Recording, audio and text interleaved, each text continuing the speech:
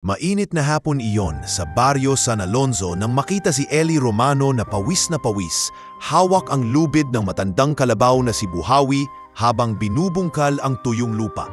Manipis ang t-shirt niya, kupas ang pantalon at pudpud na ang tsinelas, pero seryoso ang tingin sa bawat hataw ng araro. Sa gilid ng palayan, nakaupo sa lilim ng mangga ang matandang si Lola Corsing, nakatungkod. Pinagmamasdan ang apo niyang parang hindi na bata sa bigat ng responsibilidad. "Eli, ama na muna yan. Baka himatayin ka sa init," sigaw ni Lola Corsing, sabay paypay ng lumang pamaypay na gawa sa buri. "Konti na lang la," sagot ni Eli, hindi inaalis ang tingin sa ginagawa.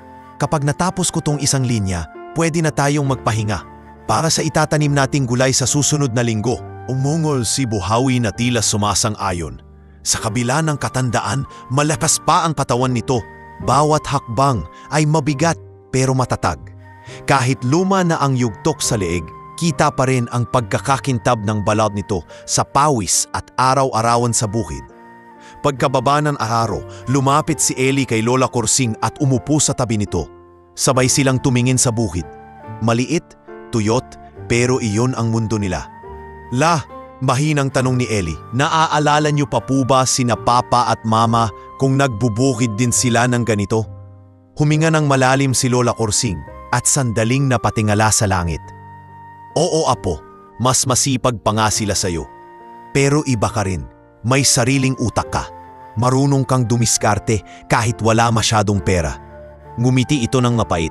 "Sayang lang, maaga silang kinuha ng Diyos." Napayoo si Eli. Bata pa nang siya nang maulila sa magulang. Wala siyang tanda kundi mga litrato sa kahong tinago ni Lola Corsing at mga kwento tuwing gabi habang hinihigip nila ang malamig na sabaw. Maya-maya, dumaan sa kalsada sina Mang Teban at Aling Deli, magkakabit-bisig galing palengke. Kita sa bayong ni na Aling Deli ang gulay na halatang hindi nabenta. "O Eli, eto may mga tirang talong at pechay, kunin niyo na ni Inay Corsing." Sigaw ni Aling Deli, nakangiti. "Naku, nakakahiya naman po, Aling Deli," sagot ni Eli. Tumayo agad at sinalubong ang mag-asawa. "Wala pa po kaming pambayad ngayon. Di pa nga po tiyak ang ani." "Hoy, ano ka ba?" sabat ni Mang Teban. "Ilang taon ka na bang tumutulong sa amin magbaba ng gulay sa palengke? Parang anak na rin kita. Kapag umangat ka balang araw, doon ka na magbayad. Ngayon, kainin niyo muna to." Nagpasalamat si Eli at ibinigay kay Lola Corsing ang bayong. Naramdaman niya ang bigat nito. Hindi lang gulay, kundi kabutihang halos ikaiyak niya. "Salamat po talaga, Mang Teban, Aling Deli." Sabi niya, nangingilid ang luha pero pinipigilan. "Babawi po ako sa inyo balang araw, pangako." "Ang bahalaga, mabusog kayo ngayon," sagot ni Aling Deli. "At huwag mong pababayaan yang si Buhawi. Ha? Halatang matibay pa yan." Nang makaalis ang mag-asawa, napatingin si Eli kay Buhawi. "Oh, narinig mo yon, partner? Kailangan ka pa namin," bulong niya, sabay haplos sa leeg ng kalabaw. Tumugon ito ng mahinang ungol, parang nakakaintindi. Sa kabila ng mga taong kagaya ni Mang Teban at Aling Deli, mayroon namang ibang kamag-anak sina Eli na hindi ganon kalambot ang puso. Isang linggo sa pista ng baryo, napilitan silang pumunta sa malaking bahay ni Tita Minda sa bayan dahil may reunion daw ang pamilya Romano. Sa loob ng bahay, halatang ibang mundo yon kumpara sa kubo ni Lola Corsing. May malaking TV, malamig ang hangin dahil sa aircon at punong-puno ang mesa ng pagkain. Si Eli, nakapolo pero luma at kupas, ay hirap makihalubilo sa mga pinsan. "Uy, dumating na pala ang probinsyanong apo ni Corsing," malakas na sabi ni Rica, ang pinsang laging nakaayos, sabay irap. "Kumusta naman ang buhay sa bukid? Buhay kalabaw pa rin?" Nagtawanan sina Jonel at Patrick. "Oo nga," sabat ni Jonel. "Balita ko, kalabaw lang talaga ang pag-aari nyo. Grabe no, Eli, tagapagmana ng kalabaw. Sana all." Napaigpit ang kapit ni Eli sa basong hawak niya. "Okay naman po kami ni Lola," mahinahon niyang sagot. "At least may kalabaw kami. May natutulungan kaming lupa." "Lupa ba talaga o putik lang?" singit ni Tito Rodel, sabay lagok ng beer. "Kung nakinig sana si Corsing sa amin noon at ibinenta ang lupa at kalabaw, may pera sana ngayon. Hindi hirap. Mabilis na napalayo si Eli sa grupo. Ramdam ang mainit na pitig at bulungan sa likod niya. Lumapit siya sa bintana at tumingin sa labas, kung saan nakikita ang malalayo at malilinaw na ilaw ng bayan. Parang mga pangarap na alam niyang malabo para sa isang katulad niya. Sumunod sa kanya si Lola Kursing, dahan-dahang naglakad gamit ang tungkod. Narinig ko yung sinabi nila, "Mahinang bulong nito. Hayaan mo na. Hindi naman pera ang nagpalaki sa iyo, apo. Puso." Pero pabulong na sagot ni Ellie, "Minsan napapaisip ako. May mararating pa ba ako? Hanggang kailan ganito? Mag-apo na lang ba akong taga-araro ng lupa?" Tumingin si Lola Kursing sa kanya. Maamo pero matatag ang mga mata. "Makinig ka, Ellie. Hindi kalabaw ang binigay ko sa'yo. Ang binigay ko sa'yo, pangalan, Romano at loob. Yung kalabaw, regalo lang ng tadhana para may katuwang ka. Hinawakan nito ang balikat ng apo. Balang araw maiintindihan mo bakit si Buhawi ang pinili kong hindi pakawalan." Kinagabihan, pag-uwi nila, tahimik lang si Ellie habang naglalakad sila sa madilim na daan kasama si Buhawi. Tanging tunog ng kuliglig at yapak sa alikabok ang maririnig. Kung sakaling sumugal ako balang araw, sa bukid, sa kalabaw, sa kung anong oportunidad, susuportahan niyo po ba ako?" Tanong ni Ellie, halos pabulong. "Kung alam ng puso mo na tama." "Oo," sagot ni Lola Kursing. "Hindi kita pinalaki para sumuo. Pinalaki kita para matutong maghintay ng tamang panahon." Pagdating sa kubo, inilagay nila sa mesa ang mga tirang pagkain mula sa handaan at ang mga gulay na binigay ni Mang Teban. Sa gitna ng simpleng hapunan, napatingin si Ellie kay Lola at kay Buhawi na nakaigting sa labas ng bahay. Nakatali sa poste. Sa loob-loob niya, nagdesisyon siya. Kahit anong sabihin ng mga kamag-anak, pangangalagaan niya ang kalabaw at ang natitirang maliit na mundo nila. Hindi niya alam kung paano, pero naniniwala siyang may darating na araw na magbabago ang lahat. Basta't hindi siya bibitaw.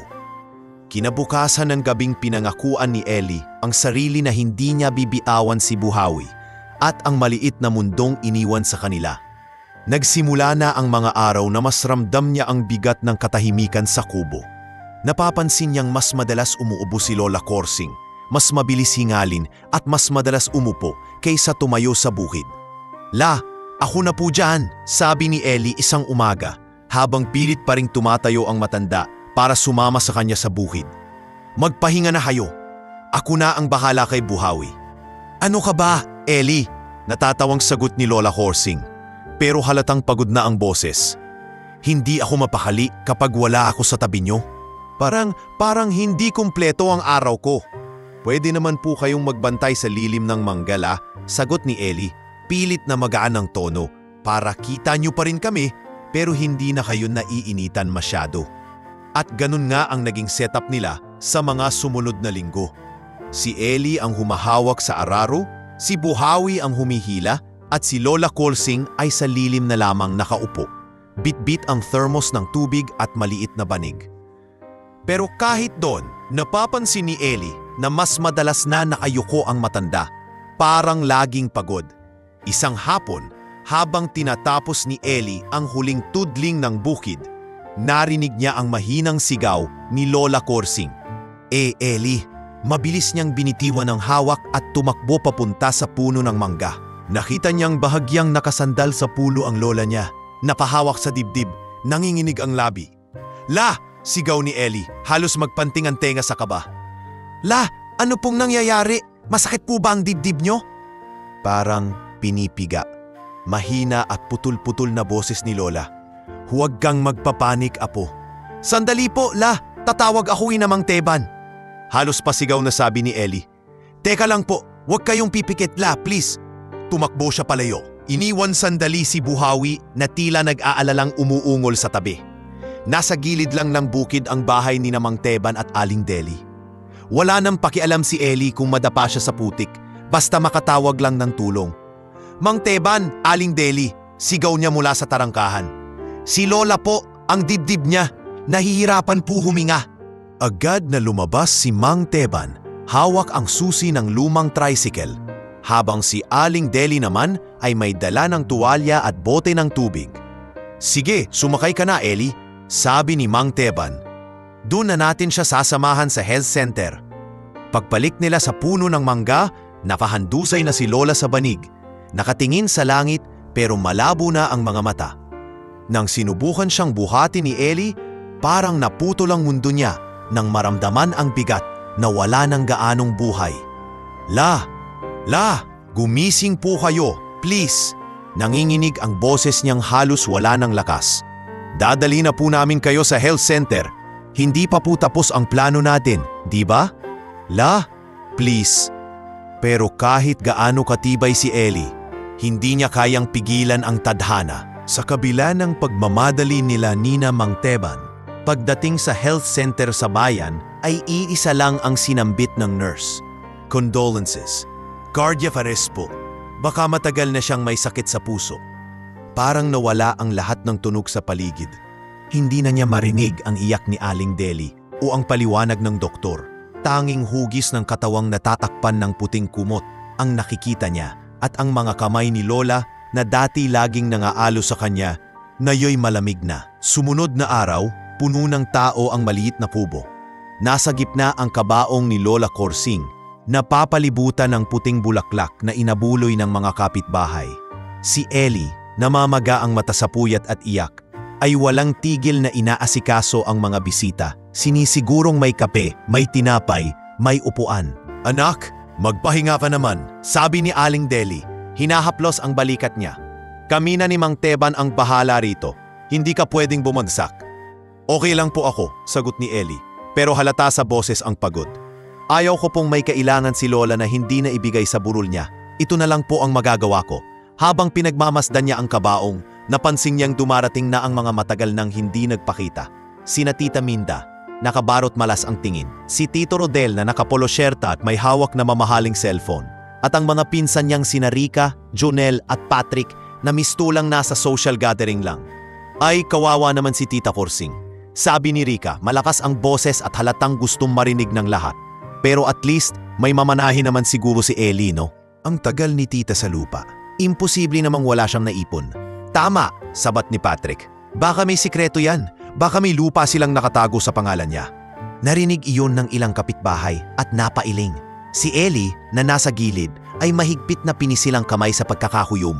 Pero pinili niyang manahimik. Sa isip niya, patay na si Lola, mana agad ang iniisip niyo. Pagkalibing ilang araw matapos ang burol, nagtipon-tipon ang pamilya Romano sa loob ng kubo para sa pagbasa ng huling habilin ni Lola. Nandoon ang matandang abogado na si Ator Manzano. May dalang lumang envelope at salamin na laging dumudulas sa ilong. Magandang hapon sa inyong lahat. Panimula lang abogado. Ako po si Ator Manzano, matagal ng kaibigan ng inyong yumaong Corazon Romano. Bago pa siya pumanaw, ilang buwan na ang nakalipas. Ipinagawa na niya sa akin ang isang simpleng testamento. Nagkatinginan ang mga kamag-anak. Si Tita Minda, hindi maitago ang ngiting pilit. Ayan na, pabulong niyang sabi kay Rica. Sinasabi ko na nga ba't hindi yan tigas ulo, may tinabi rin yan. Tahimik lang si Ellie sa isang sulok, katabi ang nakataling si Buhawi sa labas ng bintana. Para bang nararamdaman ng kalabaw na may mahalagang nangyayari. Panay ang ungol nito. Binasa ni Attorney Manzano. Ako si Corazon Corsing Romano. Sa tamang pag-iisip ay gumawa ng huling habilin na ito. Una sa lahat, humihingi ako ng tawad kung anuman ang kakulangan ko sa inyo bilang kapamilya. Pangalawa, nais kong ipaalala sa inyong lahat na wala akong kayamanang maiiwan na kasingkinang ng pera. Napasimangot si Tito Rodel. Ano to, drama? Bulong niya. Nagpatuloy ang abogado. Ang lupang matagal kong sinasaka ay matagal nang nakasanla upang mapag-aral ang aking anak at masuportahan ang buhay namin noon. Sa ngayon, wala na akong maipapamana sa inyo mula roon. Ang natitirang kita ay napunta na sa pagpapagamot at pang-araw-araw na gastos. Nagkatinginan ang mga kamag-anak, halatang nadismaya. May narinig si Ellie na mahinang. Sayang oras ko. Mula kay Jonel. Ngunit nang dumating na ang huling bahagi, mas tumahimik ang lahat. Subalit, patuloy ni Attorney Manzano, may isa akong kayamanang pinahahalagahan ko higit sa anuman. Ang matandang kalabaw na si Buhawi. Ito ang naging kasama ko sa hirap, sa ulan, sa tag-init, sa anihan at sa gutom. Ipinag-uutos ko na ang buong pagmamay-ari kay Buhawi, pati na ang anumang kinabukasang makakabit sa kanya ay mapupunta sa aking apo na si Eli Romano at sa kanya lamang. Siya ang tanging may karapatang magdesisyon sa sasapitin nito. Tahimik sa loob ng kubo ng ilang sekundo bago sumabog ang mahinang tawa ni Rika. Kalabaw? Aniya? Yun lang? Mana niya kalabaw? Sumunod ng tawanan sina Junel at Patrick. Grabe Eli, sarkastikong sabi ni Junel. Ikaw na talaga ang tagapagmana ng kaharian. Mayroon kang kalabaw. Palakpakan. Si Tita Minda naman ay umiling. Naku si Korsing talaga. Kung ubinenta niya na lang sana yan dati, baka may konting pera tayong napaghatian. Narinig ni Eli ang bawat salita. Naramdaman niya ang pamumuo ng luha sa mata. Pero pinigilan niya. Tumayo siya. Humakbang papalapit kay Ate Manzano at marahan nitong kinuha ang envelope kung saan nakapaloob ang kopya ng testamento. Maraming salamat po, Ate. Mahina ngunit matatag na wika ni Eli. Iginagalang ko po ang desisyon ni Lola. Bago siya lumabas ng kubo, lumingon siya sandali sa mga kamag-anak na patuloy pang nagbubulungan tungkol sa walang kwentang mana. Sa likod ng lahat ng iyon, nakita niya si Buhawi sa labas, nakatayo, nakatingin sa kanya, tila nag-aabang. Lumapit siya sa kalabaw.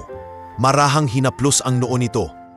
Tayong dalawa na lang, Buhawi, bulong niya. Tayong dalawa na lang ang magtutulungan. Hindi ko alam paano, pero pangako la, gagawin kong hindi kahihiyan ang iniwan niyo sa akin. Kinabukasan matapos ang pagbasa ng testamento, ibang-iba na ang tahimik na kubo. Wala na ang mga kamag-anak na maingay. Wala na rin ang mga bulaklak sa gilid ng kabaong. Naiwan na lang ang amoy ng insenso, ilang upuang nakasalansan at si Eli na mag-isa sa gitna ng sala. Hawak ang papel ng mana na parang hindi niya alam kung payamanan ba o sumpa ang nasa kamay niya. Sa labas, naririnig niya ang mahinang ungol ni Buhawi, parang tumatawag.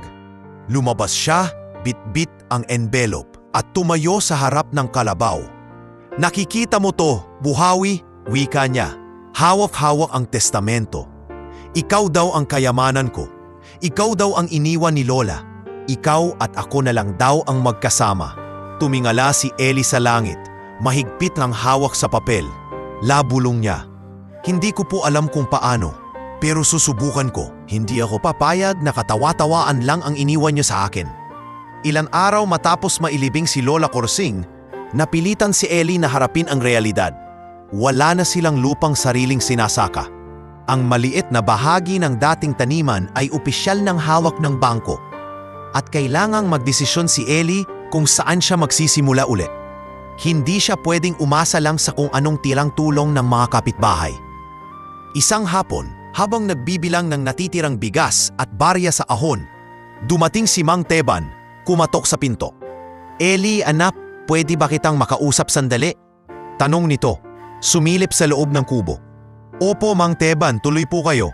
Sagot ni Eli, mabilis na itinabi ang kahon para hindi halatang kapos na sila. Umupo si Mang Teban sa bangkong kahoy. Narinig ko sa palengke, panimula nito na may parkila raw na bahagi ng bukid si Mang Crispin. Alam mo naman yon, di ba?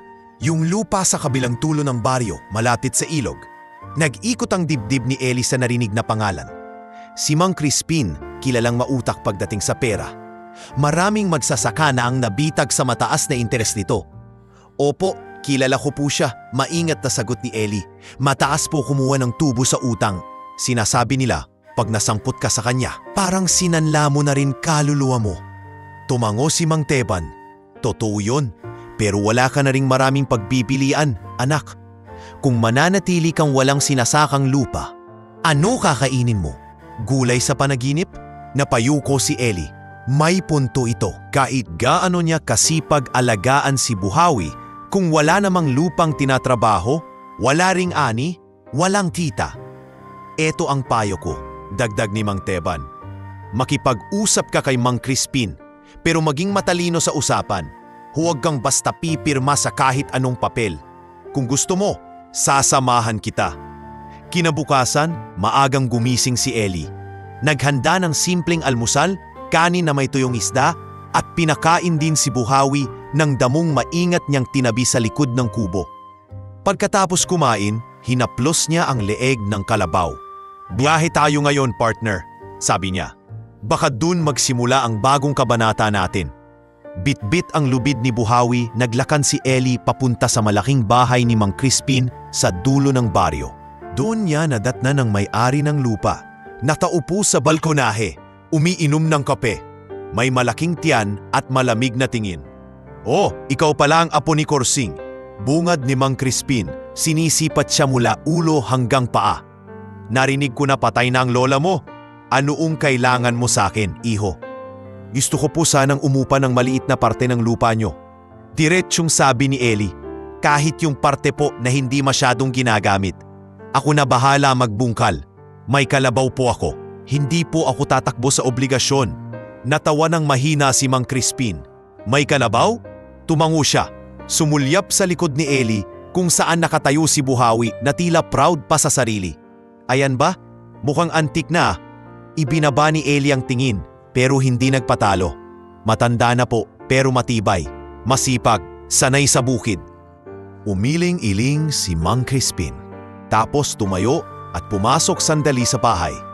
Pagbalik niya, may dalang maliit na notebook. "Ganito na lang," sabi niya. "May bakanting 1 hektarya ko sa bandang ilog. Medyo matigas ang lupa, kaya walang gustong kumuha. Kung kaya niyong bungkalin, sa inyo na pansamantala. Pero may renta. Kada anihan, 40% sa akin ng kabuoang ani." Nalaglag ang panga ni Ellie. "40% po?" Halos mapalakas ang boses niya. "Ang taas naman po niyan, Mang Crispin." "Kung ayaw mo, may iba namang pwedeng kumuha," sagot ni Mang Crispin. Hindi nagbabago ang tono. "Tsaka wala ka namang puhunan kundi kalabaw. Ako may lupa. Kung tutusin, dapat nga mas mataas pa singgil ko sa'yo." Naramdaman ni Ellie ang bigat ng sitwasyon. Alam niyang alanganin ang kasunduan, pero alam din niyang wala na siyang ibang pwedeng puntahan. Humina siya ng malalim. "Sige po," mahinahon niyang sagot. "Pero may pakiusap lang po ako. Huwag niyo na po masyadong taasan ang renta sa mga susunod. Kung sakaling gumanda ang ani, hindi po ako tatakbo. Mas madali ko pong mababayaran ang utang kung hindi ninyo po ako lulubog." Sandaling tumahimik si Mang Crispin. Tila nag-iisip. "Bahala na," wika nito sa huli. "Sige, 40%. Walang paunang bayad, pero kapag oras na ng ani, uunahin mo akong bayaran. Pag pumalpak ka, wala na tayong usapan." Inabutan siya nito ng papel na may simpleng kasunduan. Mabuti na lang at natuto si Ellie magbasa ng maayos sa tulong noon ng kanyang mga magulang at ni Lola. Maingat niyang sinuri ang nakasulat bago pumirma. Paglabas nila sa bakuran, huminga ng malalim si Ellie. Hinawakan niya ang lubid ni Buhawi at ngumiti. Kahit may kaba. "May lupa na tayo, Buhawi," sabi niya. "Hindi atin pero pwede nating gawing parang atin habang nandito tayo. Trabaho lang, tiyaga lang." Sa unang araw nila sa inarkilang lupa, agad nilang naramdaman ang tigas ng lupa. Basag-basag, puno ng damo at halatang matagal nang napabayaan. Pero hindi nagpatalo si Ellie. Isinuksok niya ang araro sa lupa, sabay hila ni Buhawi, at unti-unting bumigay ang matigas na lupa, pulgada kada pulgada. Naabutan sila roon ni Aling Mirasol, ang nagtitinda ng lutong ulam sa may baryo. "Ellie," si tawag nito, may dalang balot ng pandesal at termos. "Nagbaol ako ng kape. Baka gusto mo." "Naku, salamat po Aling Mirasol," sagot ni Ellie. Pinunasan ng pawis. "Sakto po, kanina pa kami walang pahinga ni Buhawi." Umupo sila sa gilid ng pilapil. "Ang tigas ng lupa, no?" komento ni Aling Mirasol. Pinagmamasdan si Buhawi. "Pero mukhang kaya niyan. Yan ang kalabaw ni Korsing, di ba?" "Opo," sagot ni Ellie. Nakangiti ngayon. "Sa totoo lang po, siya na lang ang napunta sa akin. Pero okay lang, parang kasama ko si Lola kapag kasama ko siya." "Basta alagaan mo yan," sabi ni Aling Mirasol. "Minsan, ang tunay na yaman hindi mukhang ginto sa una. Kinahapunan, may isang batang lalaki ang dumaan. Bit-bit ang sako ng botet dyaryo. Pawisan, madungis, pero nakangiti. Kuya Eli! Tawag nito. Tulungan na kita dyan. Trip ko rin magbukid minsan eh. Si Basti yun, kargador sa palengke na madalas na ring nakakasalamuhan ni Eli. Basti, may biyahe ka pa mamaya di ba? Tanong ni Eli. Baka mapagalitan ka ng amo mo. Lunch break ko pa, sagot ni Basti. Itinapon ang sako sa gilid. Saka mas gusto kong dito magpahinga kaysa sa kanto na puro usop at sigaw. Sabay silang nagtrabaho, si Eli sa araro, si Basti sa pag-alis ng mga malalaking batong na ibubungkal. Habang si Buhawi ay patuloy sa paghila, parang walang kapaguran. Sakop na ng araw, dumating naman ang isang dalagang naka-school uniform. May dalang bag na puno ng libro. Uy, Eli! Tawag nito. Si Lia to. Dadaan lang sana ako pero nakita ko kayong nagbubungkal. Grabe ang tigas nga ng lupa. Mumiti si Eli. Medyo nahiya. Oo, Lia. Kailangan ko lang talagang subukan. Wala eh. Ito lang ang kaya kong arkilahin. Tinuturuan kami sa school tungkol sa crop rotation at tamang paglalagay ng pataba. Sagot ni Lia. Umupo sa pilapil. Kung gusto mo, pwede kitang tulungan magplano para masulit mo tong ektarya. Kailangan mo ng diskarte, hindi lang lakas. Sabay-sabay silang napatingin kay Buhawi na patuloy pa ring nagtatrabaho sa dulo ng linya. Sa oras na iyon, sa gitna ng pagod, luha at alikabok, unti-unting nabuo sa isip ni Eli na hindi siya nag-iisa. May kalabaw siya, may kaibigan siya, may mga taong naniniwala sa kanya kahit wala siyang pera. At doon nagsimula ang unang taon ng mabagal pero matatag na pagbangon ni Eli at ni Buhawi sa lupang hindi kanila. Pero sa pag-asang unti-unti nilang binubuo. Makalipas ang ilang buwan ng tuloy-tuloy na pagbubungkal, pag-aalis ng bato at pagtatanim, unti-unti nang nagbago ang itsura ng inarkilang lupa ni Eli. Ang dati tuyot at basag-basag na lupa, ngayon ay may mga hanay na ng gulay, sitaw, talong, pechay at kaunting mais. Hindi man kasing lawak ng ibang sakahan, sapat na iyon para maramdaman ni Eli na may direksyon na ang buhay niya. Isang umaga, maaga pa lang ay nasa bukid na siya kasama sina Basti at Buhawi. Si Lia naman ay nakaupo sa gilid, may hawak na notebook, naglilista ng schedule ng pagtatanim at pag-aani. Kapag nagtagal Eli, sabi ni Lia, tinuturo ang hanay ng talong.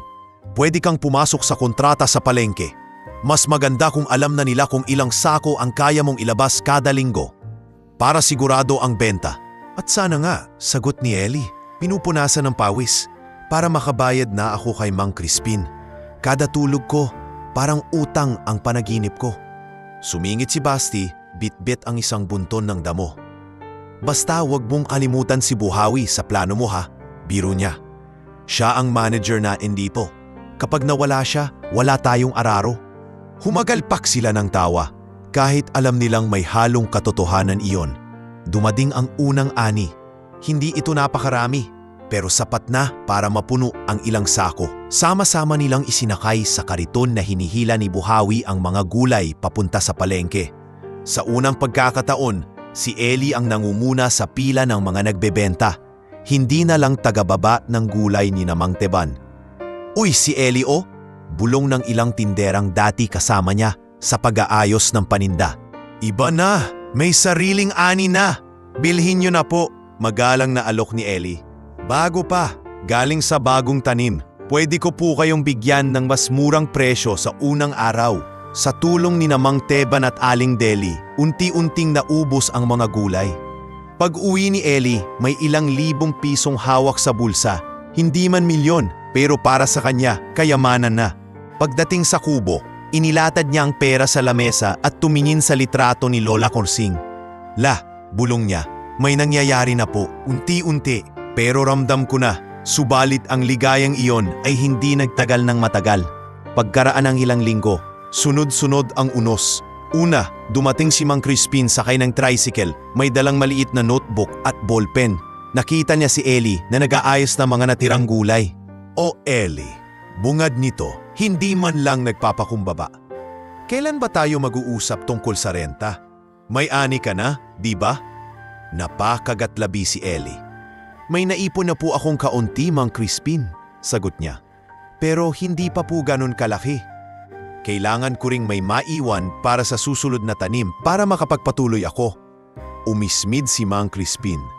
Anong sabi ko sa'yo? Uunahin mo ako pag may ani ka. Hindi mo ba naintindihan yon? Naintindihan ko naman po, mahinahon pero bakas ang kaba sa boses ni Ellie. Pero kung ibibigay ko po halos lahat ngayon, baka wala na po akong maitanim sa susunod. Kapag naipit ako ngayon, pati po kayo, wala ring makukuhang renta sa mga susunod na buwan. Tahimik na nagbilang sa notebook si Mang Crispin, pagkatapos ay tumingin ng diretsyo kay Ellie. Ganito na lang, para hindi tayo mag-away. Bawasan ko ng kaunti ang kukunin ko ngayon, pero itatala ko sa utang mo. Sa susunod na ani, mas malaki na ang babayaran mo. Ayos? Parang nabara si Ellie. Ibig niyo pong sabihin, kahit nabawasan, lalaki pa rin po ang utang ko? Ganun na nga, sagot ni Mang Crispin. Walang pakialam sa pagkabahala ng binata. Business to, Ellie. Hindi to charity. Kung gusto mong manatili sa lupa ko, sumunod ka sa usapan. Wala nang nagawa si Ellie, kundi ibigay ang malaking bahagi ng kinita niya. Nang umalis si Mang Crispin, halos matulala siya sa lamesa. Hawak ang natirang kakaunting pera. Lumapit si Basti na kanina pa nakatingin sa pintuan. Kuya Ellie, kaya pa ba? Napamiti si Ellie, pilit. Kaya pa, mahina niyang sagot. May natira pa naman, at may kalabaw pa ako. Hanggat may kalabaw, may pag-asa. Kinagabihan, dumating si Leah. Umupo siya sa tapat ni Ellie at saka nagsalita. Hindi patas ang kasunduan niyo ni Mang Crispin, diretso nitong sabi. Pero alam kong wala kang choice noon. Ngayon, kailangan nating maging mas maingat. Kailangan nating pataasin ang ani nang hindi ganoon kalaki ang gastos. Paano? Tanong ni Ellie. Ayoko namang magnakaw ng pataba o buto sa iba. Tsaka hindi rin ako sanay sa mga komplikadong sistema. Hindi mo kailangang mandaya, sagot ni Leah. Pwede tayong magtanong kay Professor Helena sa school. Nagtuturo siya tungkol sa organic farming. Pwede kanyang bigyan ng idea kung paano mapapabuti ang ani gamit lang ang kung anong meron ka. Nagliwanag ng bahagya ang mukha ni Ellie. Sa tingin mo tutulungan niya ako? Bakit hindi? Ang gumiti si Leah. Kung nakita mo lang kung gaano siya kaseryoso sa pagtuturo, alam mong hindi siya madamot sa kaalaman. Sa gitna ng mga pagsubok, sumabay pa ang panunukso ng mga kamag-anak. Isang linggo, inimbitahan si Ellie sa isang binyag sa bayan. Anak ng pinsan niyang si Rika. Tangan ang maliit na sobre na may kaunting ambag. Pumunta siya. Dala ang pag-asang baka ngayong may konting ani na siya.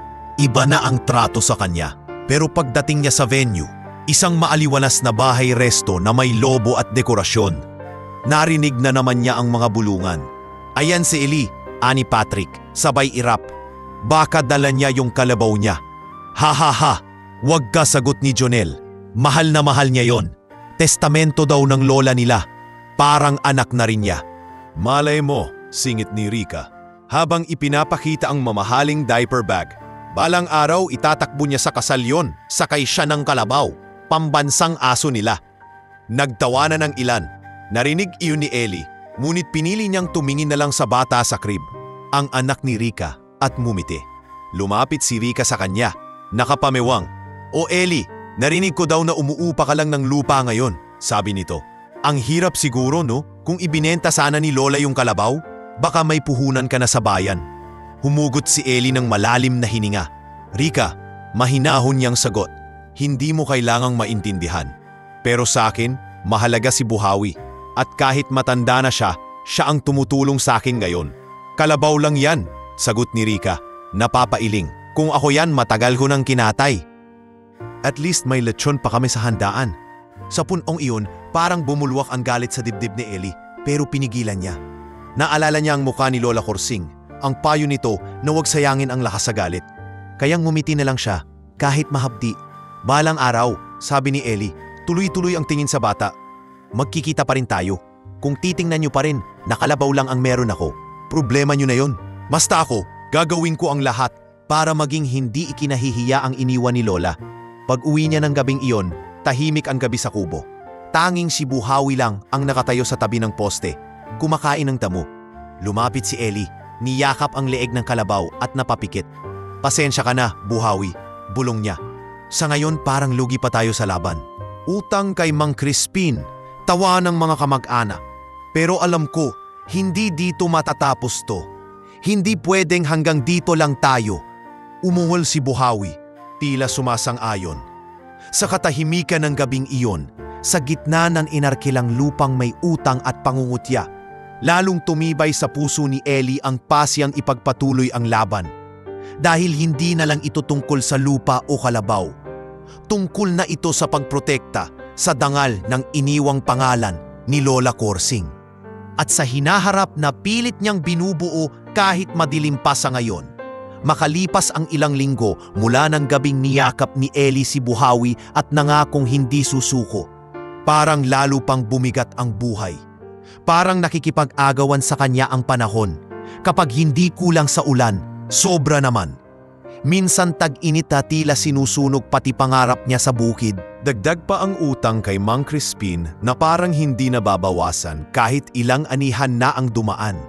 Isang hapon galing palengke si Ellie, kasama si Basti, bit-bit ang kaunting perang naipon mula sa benta ng gulay.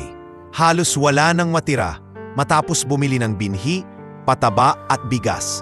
Tahimik silang naglalakad pa uwi. Tanaw na ang dimo ng bukid nila sa malayo. Si Buhawi nasa gitna, kumakain ng damo. Kuya Ellie, basag ni Basti sa katahimikan. Hindi ka pa rin ba nagsisisi na hindi mo ibinenta si Buhawi dati? Kung ibinenta mo yon, baka nakabayad ka na kay Mang Crispin. Nakakuha ka pa ng mas magandang lupa. Napatingin si Ellie sa kalabaw na matyagang sumisipsip ng damo sa gilid. Hindi ko kayang ibenta si Buhawi, Basti. Sagot niya, mahina pero buo.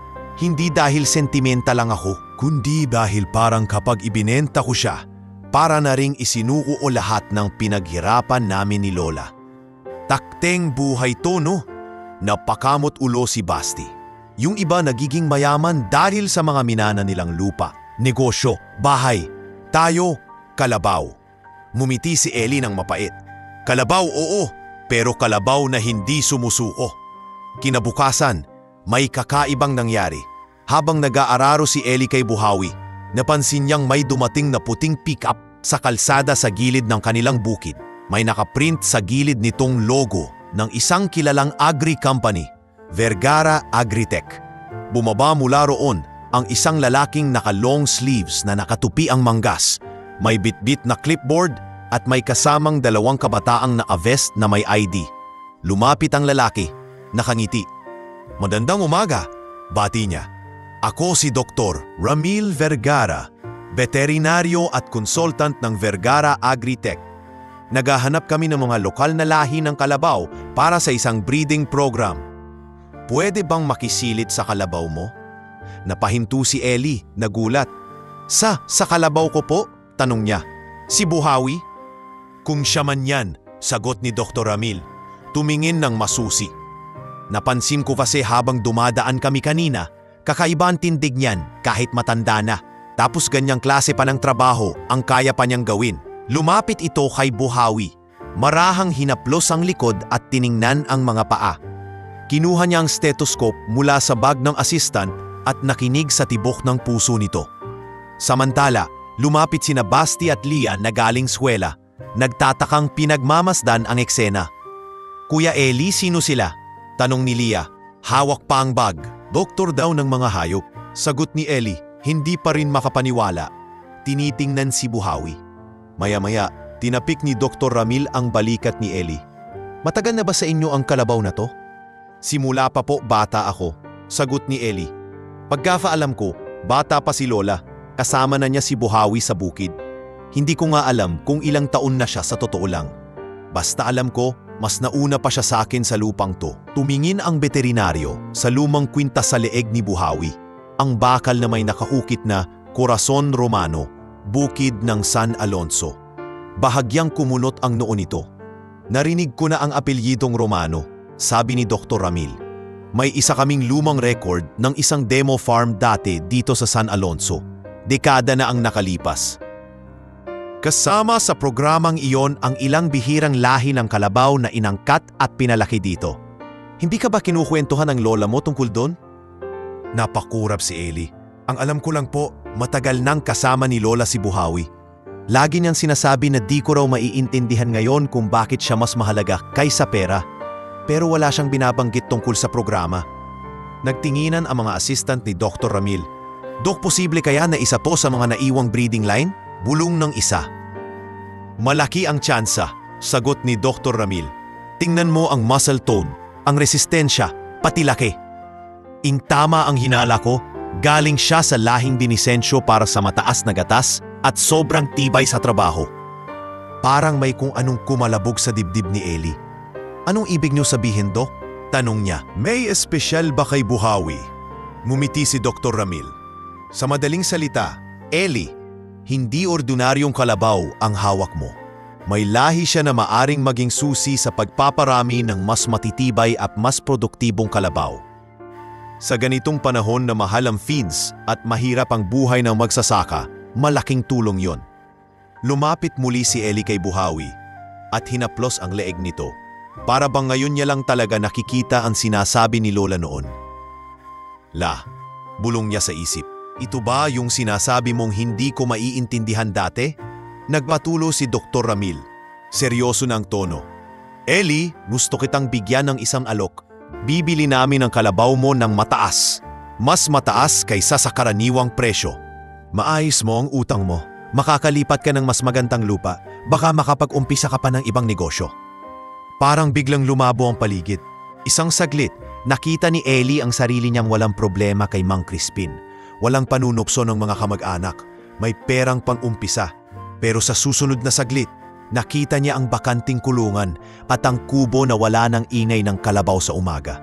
Dok, mahina niyang sabi, pero pinutol siya ni Lia. Sandali po, singit ni Lia. Maingat ang boses, pero may tapang.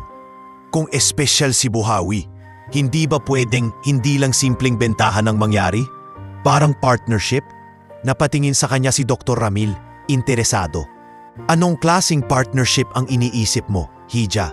Alimbawa po, sagot ni Lia humakbang palapit, si Ellie pa rin ang may-ari ni Buhawi pero gagamitin niyo siya sa breeding program ninyo. Magbabayad po kayo ng buwanang fee o hati kayo sa kikitain sa bawat anak ni Buhawi. Sa ganun, hindi niya ibebenta ng tuluyan ng kalabaw at sabay-sabay kayong makikinabang. Napakamot sa baba si Dr. Ramil, halatang nag-iisip. To be fair, magandang punto mo. May mga ganong setup na sa ibang probinsya. Mas komplikado lang sa papeles, pero posible. Tumingin siya kay Ellie. Ellie, kung magkakaroon tayo ng partnership, ibig sabihin, mananatili ang pangalan mo sa mga record. Ikaw ang primary owner.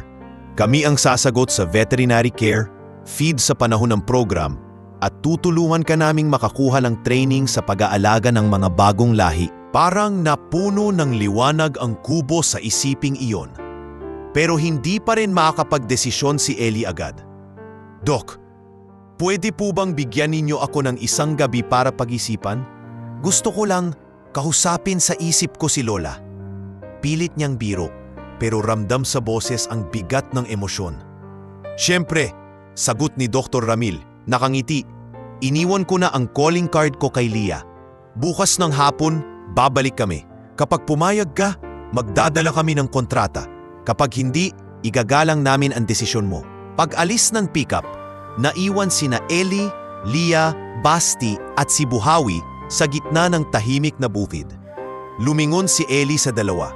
Sa tingin niyo, tanong niya, tama bang sumugal? Umupo si Lia sa pilapil. Tiningnan ang kalabaw na kumakain pa rin na parang walang alam sa nangyayari. Ellie, minsan lang dumarating ang pagkakataong ganito, mahinahon niyang sabi. Pero hindi rin praktikang tanggihan ang alok na pwedeng mag-ahon sa inyo. Para sa akin, kung malinaw ang kontrata at hindi ka mawawala ng karapatan kay Buhawi, panalo ka. Kung ako, dagdag ni Basti, pipirma ako. Basta siguraduhin mong hindi ka maloloko. At huwag mong kalimutan, kung umasenso ka, huwag mo kaming kakalimutan ni Lia, ha? Manager ako, accountant. Napangiti si Ellie sa kabila ng bigat. Hindi kayo mawawala sa plano. Sagot niya. Kung aasenso man ako, hindi to dahil sa akin lang. Dahil to sa inyo at kay Buhawi at kay Lola ng gabing iyon. Mag-isa siyang umupo sa tabi ng puntod ni Lola Corsing. May dalang lampara. Sa tabi niya, nakaupo si Buhawi, parang aso na tahimik na nagbabantay. La, bulong ni Ellie. Hawak ang calling card ni Dr. Ramil. May dumating na pagkakataon. Hindi ko alam kung ito na yung sinasabi niyong balang araw maiintindihan mo. Pero pakiramdam ko, ito na yon. Kung punayag ako, lalaki ang mundo namin ni Buhawi. Pero hindi ko kayang gawin to nang hindi ko alam, La. Kung magiging proud ka sa akin. Sandaling hinaplos niya ang lupa sa puntod. Bukas magdedesisyon ako. Pangako, La, kahit anong pirmahan ko, hindi mawawala sa pangalan ko si Buhawi.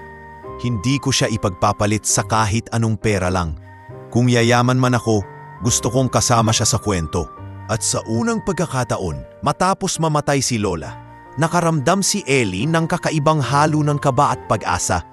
Parang unti-unti nang ipinapakita ng tadhana kung bakit isang matandang kalabaw lang ang pinamana sa kanya at kung paano iyon magbabago ng direksyon ng buong buhay niya. Kinabukasan, bago pa sumikat ng todo ang araw, gising na si Ellie. Hindi siya halos nakatulog sa kaiisip sa desisyong gagawin niya. Pero kakaiba ang pakiramdam niya ngayong umaga. Parang may mabigat na nakapatong sa dibdib. Pero may liwanag na sumisiksik sa gilid nito. Paglabas niya ng kubo, nadatnan niya si Buhawi na kumakain ng damo. Kalmado lang, parang wala lang nangyari kahapon.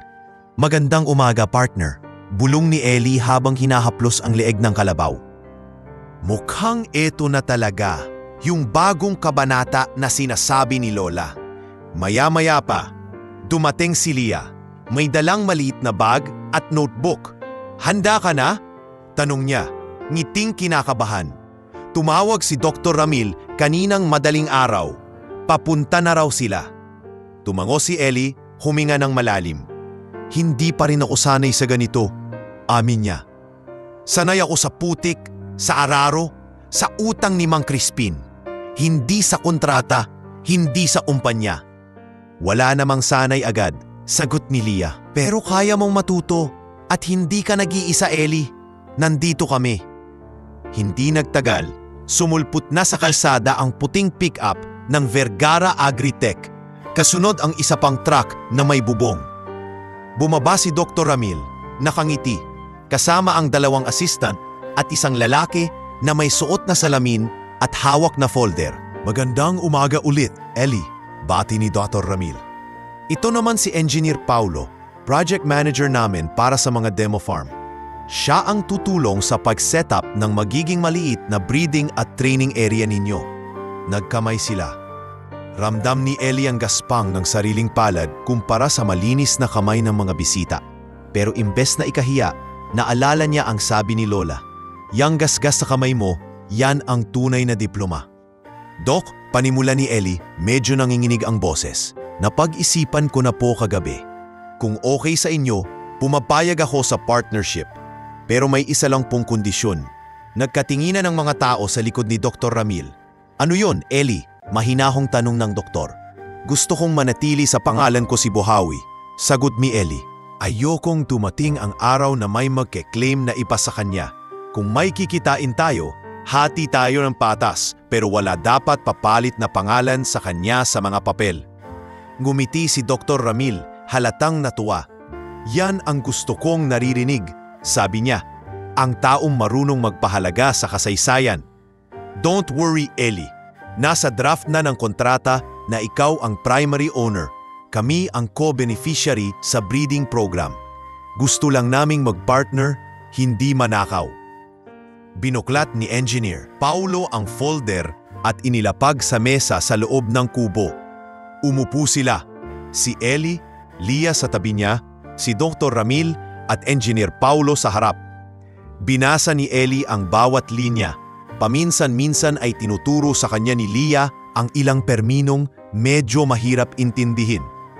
Dito paliwanag ni Engineer Paulo, tinuturo ang isang bahagi. Nakasaad na magbibigay kami ng buwanang breeding fee kapalit ng paggamit kay Buhawi sa aming program.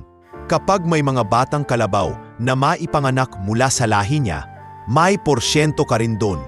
At sasagutin ng kumpanya ang regular na check-up, vitamins at feeds niya habang nasa ilalim ng program.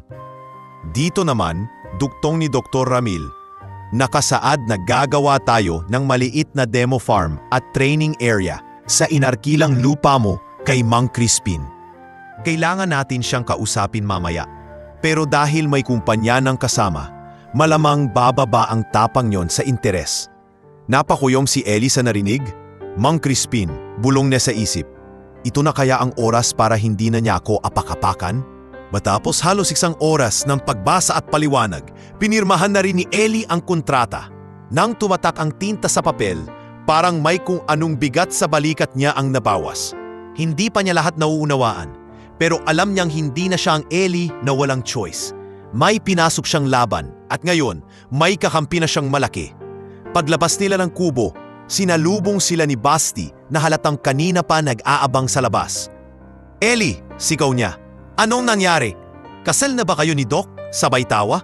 Huy loko, sagot ni Ellie, natawa rin. Hindi kasal, kontrata. Pero parang gano'n na rin. Best friend na ni Buhawi si Doc. Natawa sila, pati na sina Dr. Ramil at Engineer Paulo.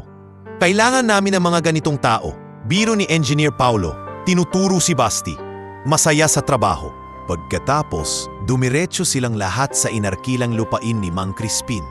Pagkakita sa convoy, agad lumabas si Mang Crispin sa bahay. Nag-aayos-ayos ng polo, kita sa mukha ang gulat at pagkagulat na may halong kaba. Anong meron, Ellie? Tanong nito, nakakunot noo. Bakit ang dami mong dalang bisita? Maingat na lumapit si Dr. Ramil at nagpakilala. Magandang araw, Mang Crispin. Ako si Dr. Ramil ng Vergara Agritech. Interesado po kami na gamitin ang lupang inarkila ni Ellie para sa aming maliit na demo farm at breeding site. Siyempre, may kapalit po na renta at long-term partnership. Parang biglang nagbago ang tono ni Mang Crispin. Kaninang malamig, ngayon ay biglang naging magalang. Ah, ganun ba? Vergara Agritech pala? Kilala yon sa TV. Nako, malaking karangalan naman yan sa baryo. Tumawa siya, pilit. Si Ellie kasi, hindi nagsasabi sa akin na may ganito pala siyang mga plano.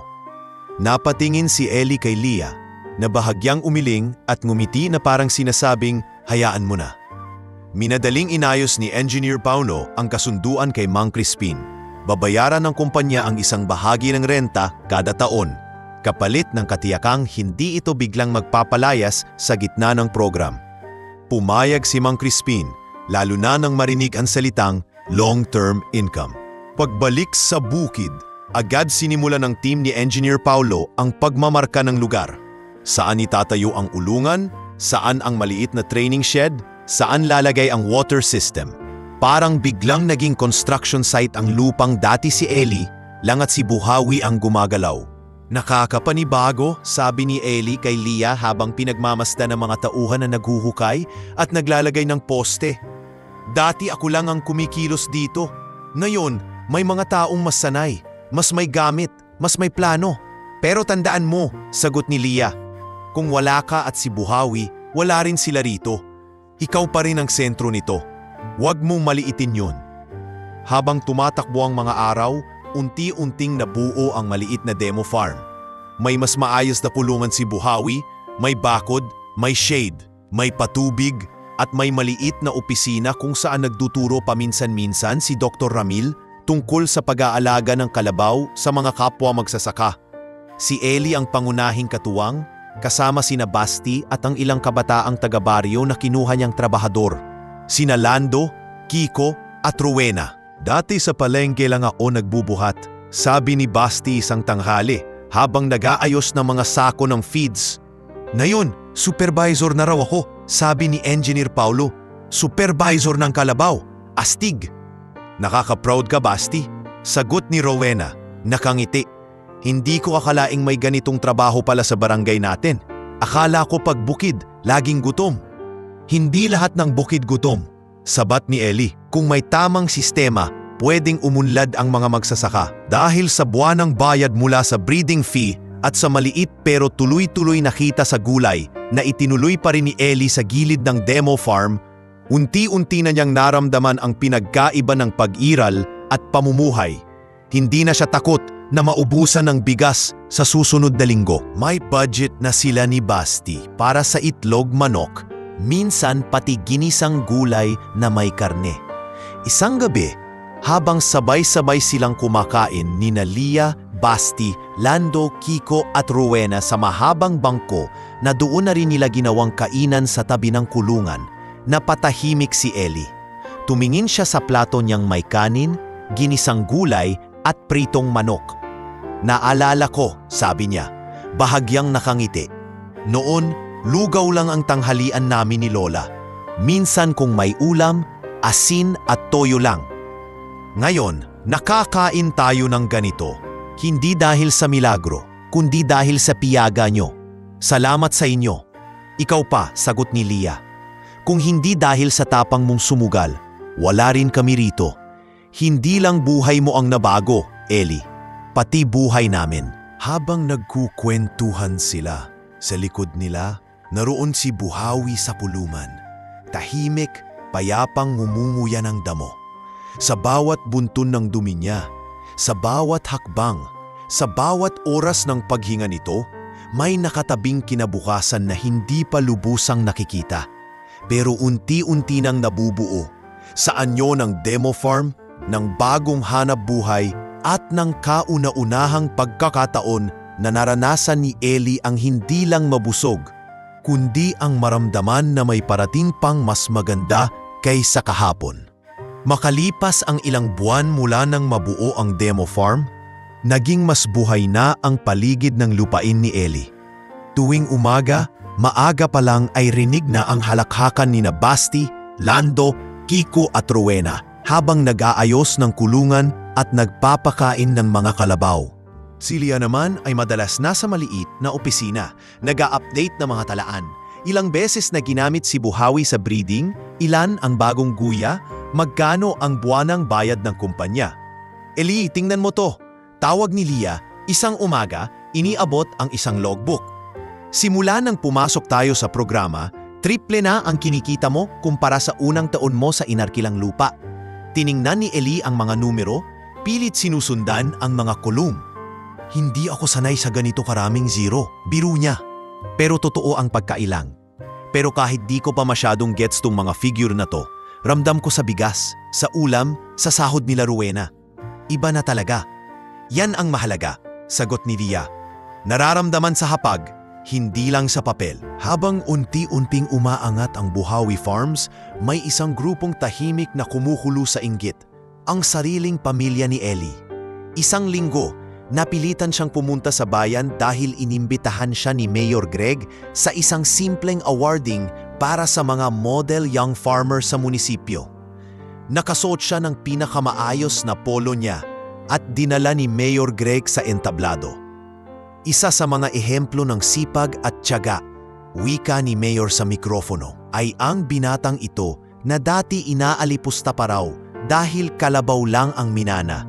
Pero ngayon, tingnan niyo kung paano niya ginamit ang kalabaw na iyon para makabuo ng demo farm, makatulong sa komunidad, at makipag-partner sa isang kilalang agri-company. Palakpakan natin si Ellie Romano ng Buhawi Farms. Nagpalakpakan ang mga tao. May mga nagpicture, may lumapit para makipagkamay. Sa gilid ng tent, naroon sina Tita Minda at Tito Rodel, kasama sina Rica at Jonel. Nanunood. Grabe naman yon, irap ni Rica. Pinapanood si Ellie na tinatanggap ang maliit na plakang may pangalan niya. Siya na ba ngayon ang bida sa baryo? Dati namang wala lang yun. Hindi ako makapaniwala na yung kalabaw na yon ang maghahatid sa kanya sa stage. Reklamo ni Junel. Kung ibinenta sana ni Tita Korsing dati, baka kalahati nun nasa atin. Umiling-iling si Tito Rodel, nainis. Ang tanga kasi ng nanay ko nun eh. Pinili pa ang apo kesa pamilya. Ngayon tuloy, siya ang kumikita, tayo nakatingin lang. Tahimik lang si Tita Minda pero bakas ang asim sa muka. May paraan para bumalik ang balanse. Aniya sa mababang tinig. Hindi naman ako papayag na sa kanya lang mapupunta ang lahat. At saka, kalabaw lang ang pinagmumulan niyan. Kapag nawala ang kalabaw, ano pa siya? Sa susunod na linggo, nagsimulang maramdaman ni Ellie ang kakaibang takbo ng mga pangyayari. Isang gabi malakas ang ulan at hagupit ng hangin. Si Ellie at Basti ay nasa kulungan. Nag-aayos ng tolda at sinisigurong ligtas ang mga kalabaw. "Sigurado ka ba, Kuya Ellie, di papasukin ng tubig tong kulungan?"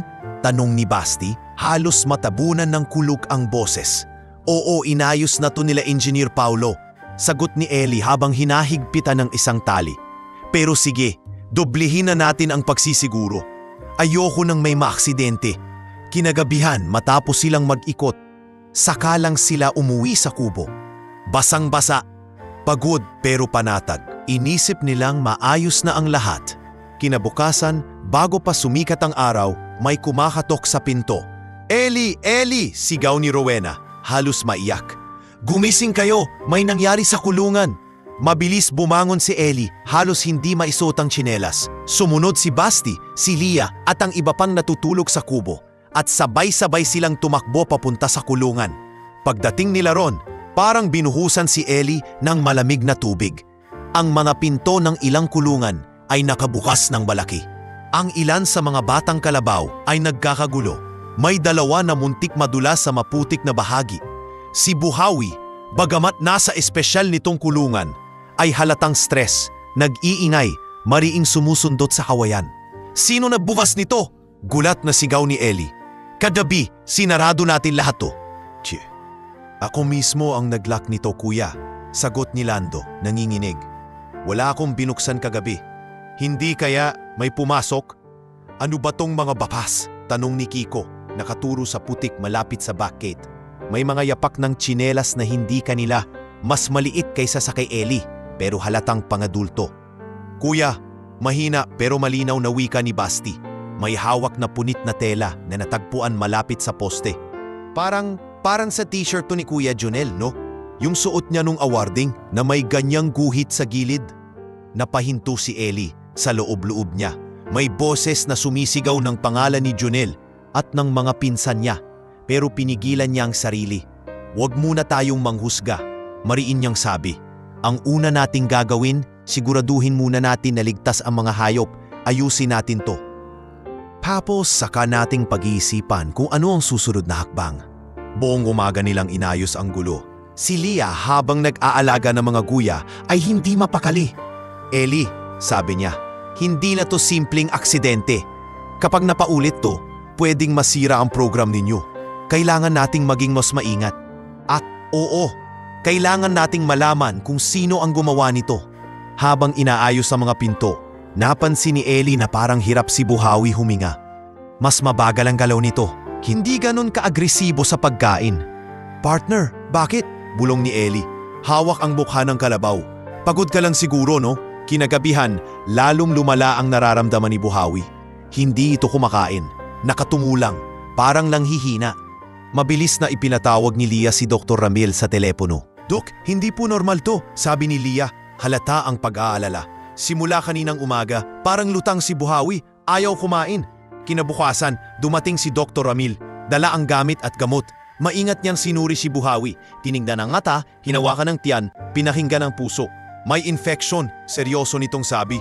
Pwedeng galing sa kahit ano, sa tubig, sa pagkain o sa sobrang stress. May sugat ba siyang nakuha kamakailan? May napansin ba kayong kakaiba sa kinain niya? Nagkatinginan sila. Naalala ni Ellie ang kaguluhan sa kulungan, ang mga bukas na pinto, ang posibilidad na may ibang taong nagkaroon ng akses sa loob. "Dok," hirap na sabi ni Ellie, "may nangyaring hindi maganda kahapon. May nagbukas ng mga kulungan. Hindi namin alam kung sino." "Hindi ko rin alam kung may kung anuman silang ginawa sa pagkain o sa kagamitan dito." Tumango si Dr. Ramil. Mas lalong tumindi ang tingin. "Kung ganon, hindi lang to simpleng sakit. Ellie, may taong gustong saktan kayo. Hindi lang negosyo nyo. Kahit ang kalabaw na to." Parang nabingi si Ellie. Hindi lang ito basta kalabaw. Ito ang puso ng lahat ng pinaghirapan niya. Naalala niya ang burol ni Lola, ang testamento, ang unang gabing mag-isa siya sa kubo, ang unang araro nila ni Buhawi sa inarkilang lupa. "Dok, gagaling pa ba siya?" tanong niya, halos pabulong. "Gagawin natin ang lahat," sagot ni Dr. Ramil. Bibigay ko lahat ng gamot at care na kailangan niya. Pero kailangan din niya ng pahinga at bantay. Kung kaya mong matulog sa tabi niya na yung mga susunod na gabi, mas mabuti. At gagawin natin yon. Singit ni Leah, mahigpit ang boses. Hindi kami aalis sa tabi niya, kahit magpaulit-ulit ang bagyo. Sa gabing iyon, umupo si Ellie sa sahig ng kulungan. May banig at kumot habang nakasandal ang ulo ni Buhawi malapit sa kanya. Sa tabi niya, nakaupo si Basti, habang si Leah naman ay nakatingin lang, tahimik pero gising. Pasensya ka na partner, bulong ni Ellie. Pilit na pinipigilan ng luha. Dahil sa akin nainggit ang mga tao sa'yo. Dati pinagtatawanan nila ako dahil sa'yo. Ngayon, ayaw naman nila akong makitang umaangat kasama ka. Pero hindi kita iiwan. Hindi ko pa pwedeng hayaan na matapos ang kwento natin dito. Umungol ng mahina si Buhawi, parang sagot. Sa labas, patuloy ang mahinang ambon at ang pagaspas ng hangin sa mga dahon. Sa loob ng kulungan, ang dating tunog ng tahimik na pagguya ng kalabaw ay napalitan ng mabigat na hininga at mahihinang bulong ng isang binatang handang isugal ang lahat para sa hayop na siyang naging tulay niya mula sa kahirapan tungo sa pag-asenso. At ngayon, sa pinakamalaking pagsubok nilang dalawa, magdamag na halos hindi pumikit si Ellie. Sa bawat mahinang umol ni Buhawi, napapailing siya, napapatingala, parang may kausap na hindi nakikita. Sa gilid niya, nakadapa si Basti na puyat rin, habang si Leah ay nakasandal sa poste ng kulungan. Mahigpit na yakap ang maliit na unan. Pagsapit ng madaling araw, parang bahagyang gumaan ang hininga ni Buhawi. Inabot ni Ellie ang batok nito at marahang hinaplos. Ayun, dahan-dahan lang partner, bulong niya. Hindi pa tapos ang laban natin. Pagdating ni Dr. Ramil, kinabukasan, may dala na itong dagdag na gamot at vitamins. Maingat niyan sinuri si Buhawi at sa pagkakataong ito, may konting ngiti sa labi ng veterinaryo. May improvement, sabi ni Dr. Ramil. Hindi pa tayo po pwedeng mag-relax, pero kung magtutuloy-tuloy ito, malalampasan niya to. Malakas ang puso niya. Parang nabunutan ng tinik si Ellie. Maraming salamat, Doc. Ani niya, halos maiyak. Kung may kailangan pang gawin, may kailangan pa nga, putol ni Dr. Ramil. Seryoso ang tingin.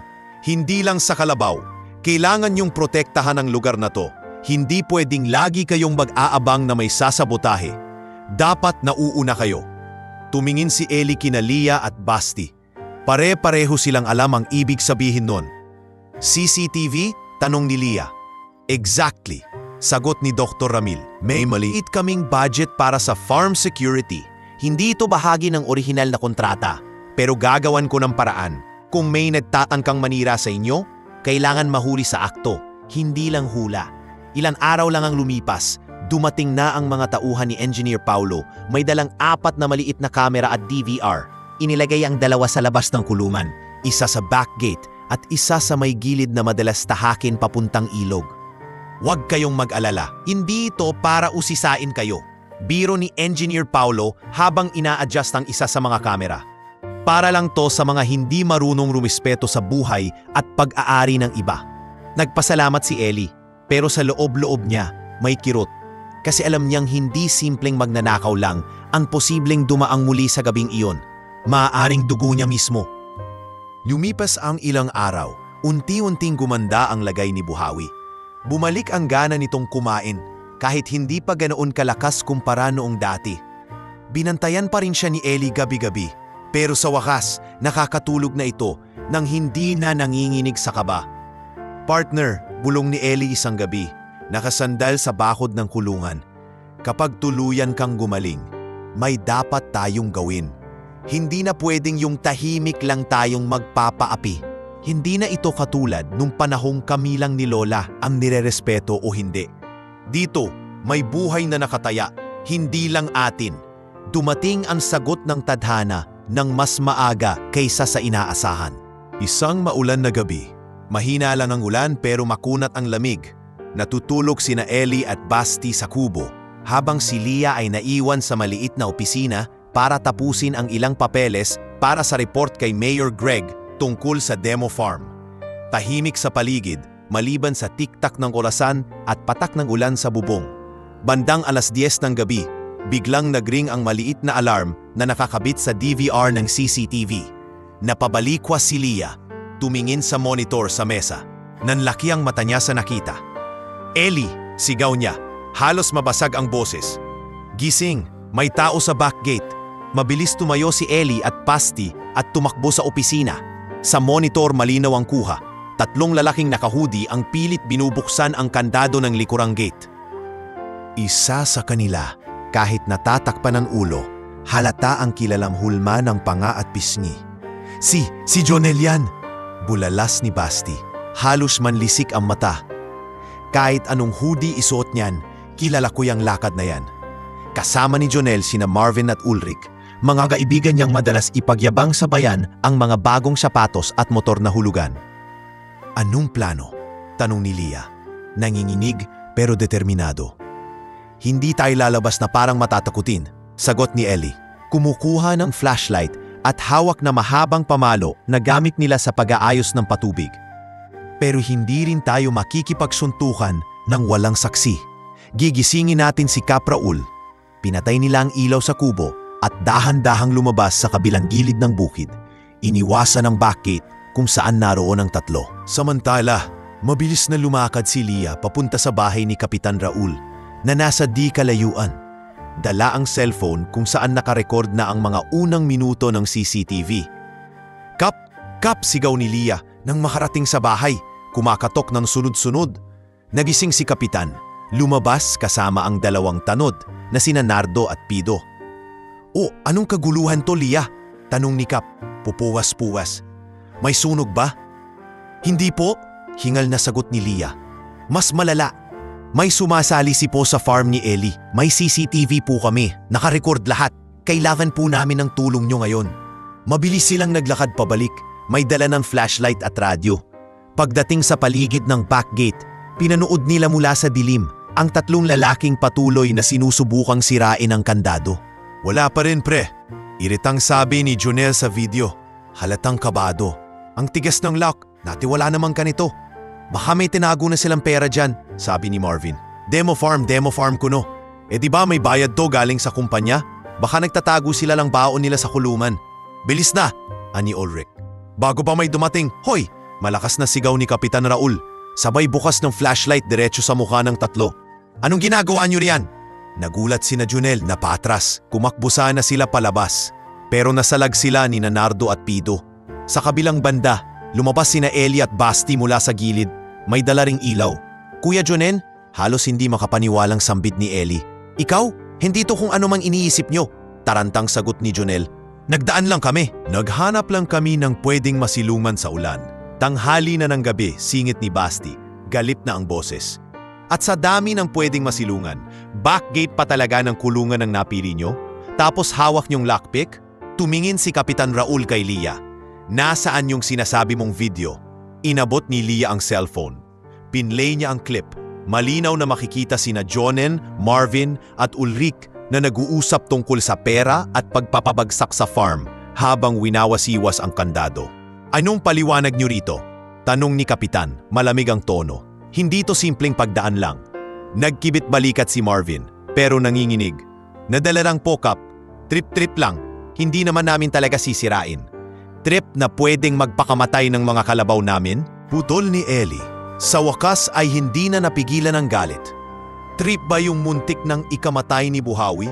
Trip ba yung halos mawala yari naming kabuhayan?" Tahimik ang buong paligid. Tanging patak ng ulan at kaluskos ng damo ang maririnig. Si Jonel hindi makatingin diretsyo kay Ellie. Bukas ng umaga, Barangay Hall. Mariing sabi ni Kapitan Raul. "Tatawagin natin ang mga magulang nyo, pati si Mayor Greg. Hindi na to kayang tapalan ng sorry lang." Kinabukasan, puno ang maliit na Barangay Hall.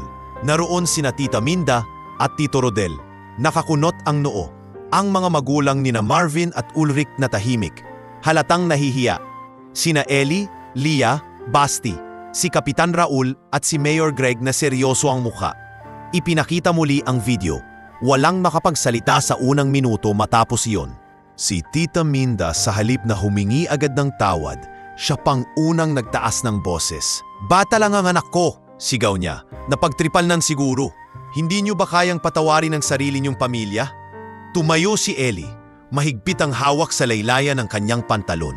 "Tita," mahinahon pero malalim ang boses niya. "Ilang beses na po kayong tumawa sa hirap namin ni Lola.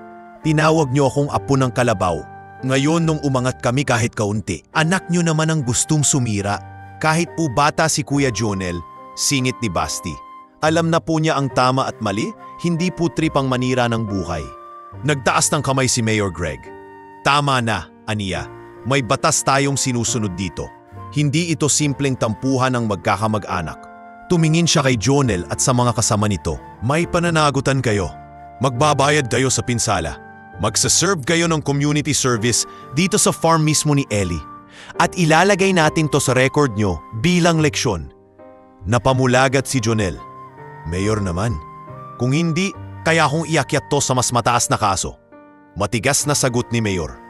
"Pinalampas na natin ang mga chismis, panunukso. Pero ito na yung linya. Kapag buhay at kabuhayan na ang pinakikialaman, ibang usapan na yon." Sa huli, napayuko si Jonel, pati na sina Marvin at Ulrich. Si Tita Minda, bagamat pilit pa ring pinagtatakpan ng anak, ay napilitang humingi ng tawad. Hindi buo, pero sapat para mairehistro. Paglabas nila sa barangay hall, lumapit si Mayor Greg kay Ellie. "Ellie," sabi niya, tapik ang balikat nito. "Alam kong mabigat lahat ng nangyari. Pero gusto kong malaman mo, may mga taong nakatingin sa'yo hindi para pagtawanan, kundi para suportahan. Igugulong ko na ang pagpasok mo sa isang national program para sa small farmers. Hahanap tayo ng paraan para hindi ka na kailangang umasa sa mga kagaya ni Mang Crispin." Hindi makapagsalita agad si Ellie. Tumingin siya sa malayo, kung saan tanaw ang bahagi ng bukid at ang bubong ng kulungan kung nasaan si Buhawi. "Mayor," sa wakas ay sabi niya, "hindi ko hiningi ang ganting to. Gusto ko lang mabuhay ng marangal. Pero kung ito po ang paraan para hindi na maulit ang ginawa nila, tatanggapin ko. Para kay Lola, para kay Buhawi, para sa mas marami pang magsasaka na kagaya ko." Habang naglalakad siyang pauwi, ramdam ni Ellie ang pagod, ang hapdi, pero higit sa lahat ang isang bagay na matagal na niyang hinahanap: dignidad. Sa unang pagkakataon, hindi na siya tahimik na binibiktima ng tadhanang malupit. Lumalaban na siya, hindi lang para sa sarili, kundi para sa lahat ng kumakapit sa pag-asang may saysay pa ang pagiging apo ng kalabaw. Pagkatapos ng nangyaring barangay hearing at desisyon ni Mayor Greg, tila unti-unting nagbago ang ihip ng hangin sa buhay ni Ellie.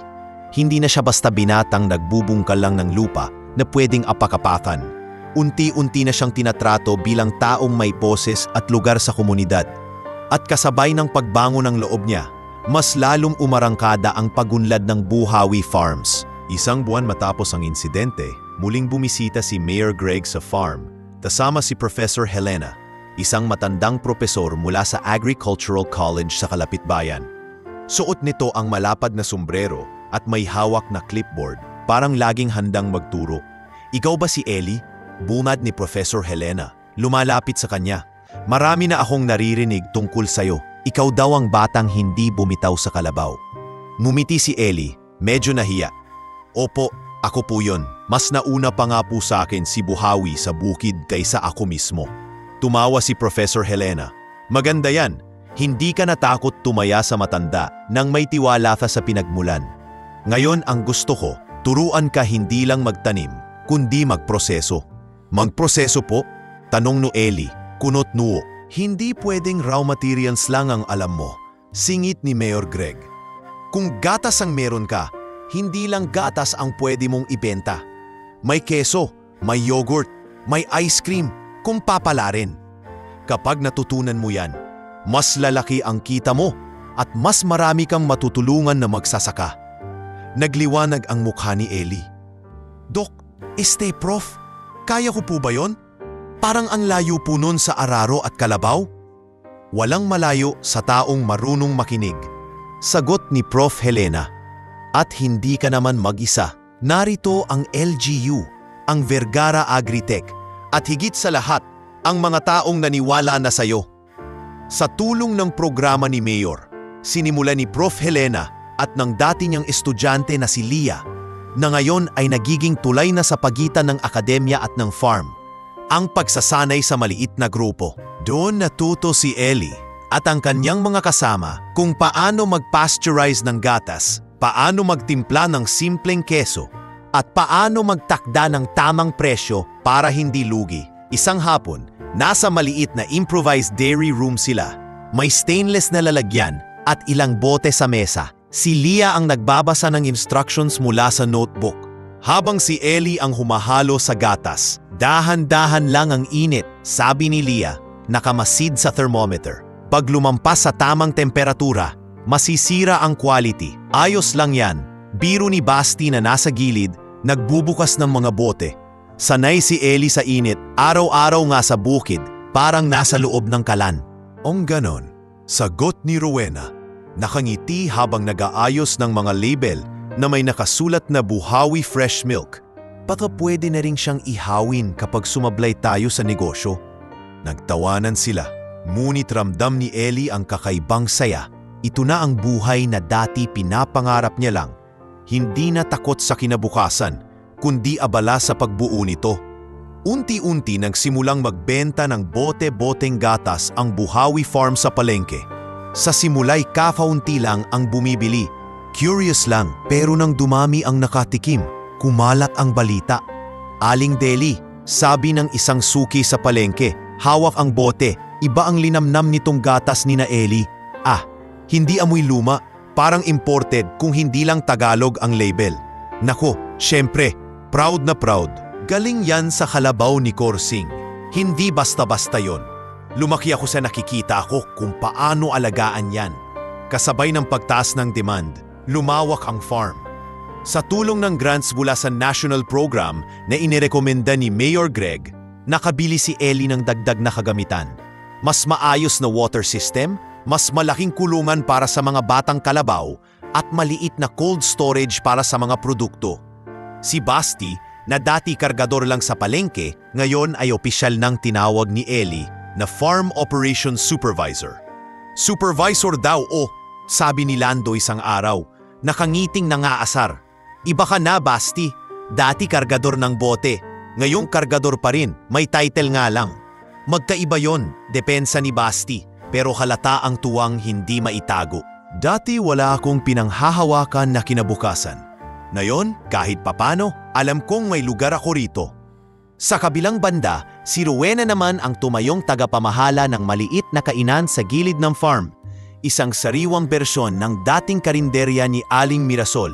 Tita Mir, wika ni Rowena isang araw habang sabay silang naghihiwa ng gulay. Nakakatuwa, no? Dati, dito lang umiikot yung negosyo nyo sa palengke. Ngayon, pati mga tigalungsod pumupunta na dito sa farm para kumain. Totoo, sagot ni Aling Mirasol. Nakangiti habang nagluluto ng ginataang gulay na may kalabaw milk. At mas nakakatuwa kasi alam kong hindi lang ako ang umaangat. Sama-sama tayong humihila ng isa't isa. Hindi nagtagal, narating ng Buhawi Farms ang social media. Si Leah ang nag-manage ng page.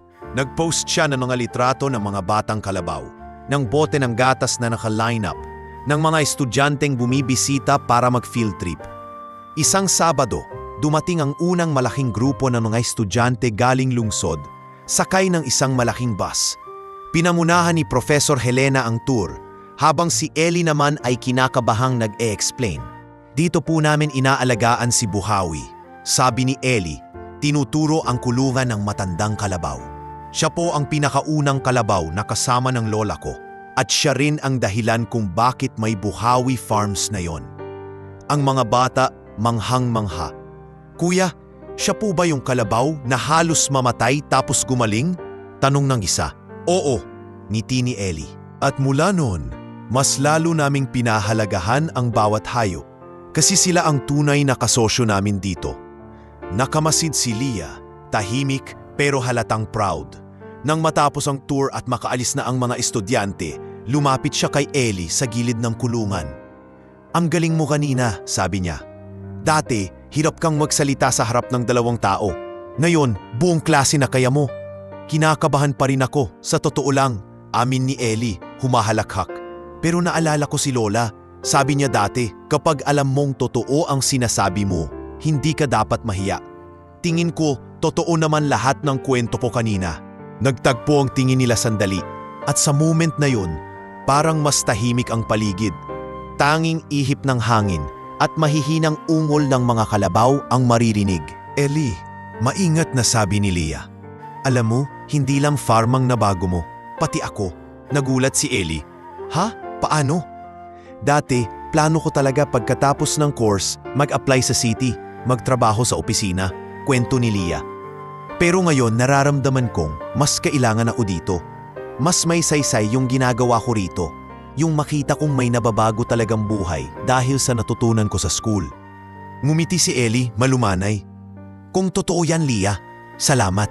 Kasi kung wala ka, malamang nalugi na ako sa unang kontrata pa lang. Sa madaling salita, singit ni Basti na biglang sumulpot sa likod nila. Love story pala to ng babae at kalabaw. Babae at magsasaka. Siraulo ka, sabay sabing may halong tawa ni Leah at Ellie sa may sabuy kay Basti ng kaunting tubig. Sa likod ng lahat ng saya, may mga dumadalaw na mukha mula sa nakaraan. Paminsan-minsan, dumarating si Tita Minda at Tito Rodel sa farm. Kunwari bibili ng gatas o dadaan lang.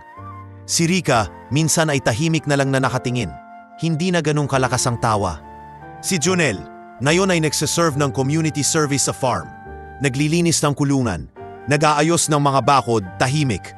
Halos hindi mapatingin kay Ellie ng diretsyo.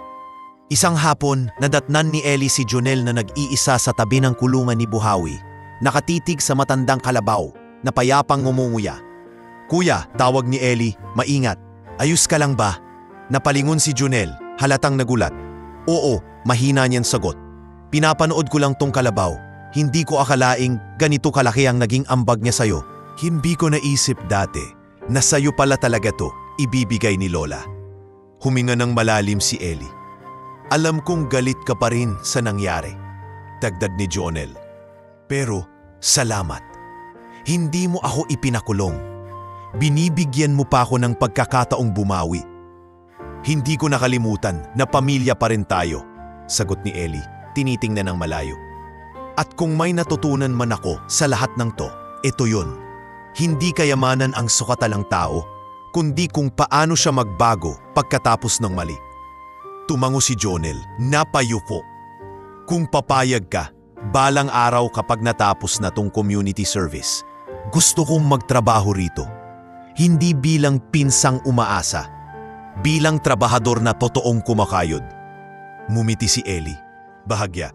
Kapag handa ka na, bukas ang pinto ng Buhawi Farms para sa kahit sinong marunong magpakumbaba at magtanim.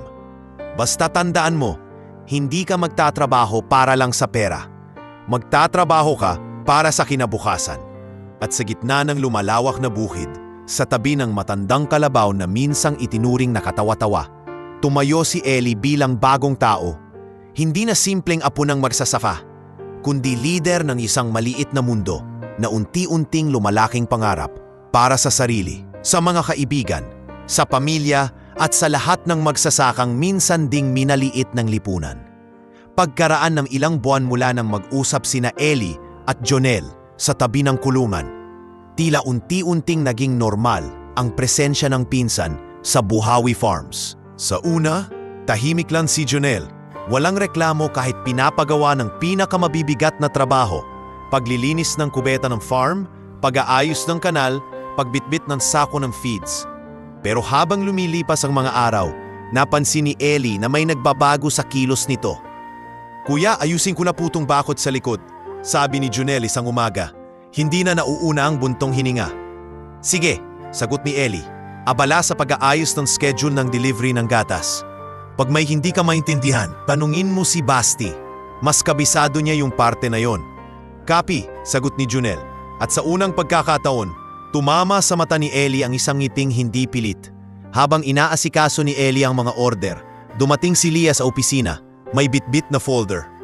Ellie, sabi niya, nilapag ang folder sa mesa, may kailatan kang makita. Galing to sa munisipyo. Binuklat ni Ellie ang folder. Nandoon ang isang sulat mula sa Provincial Agriculture Office.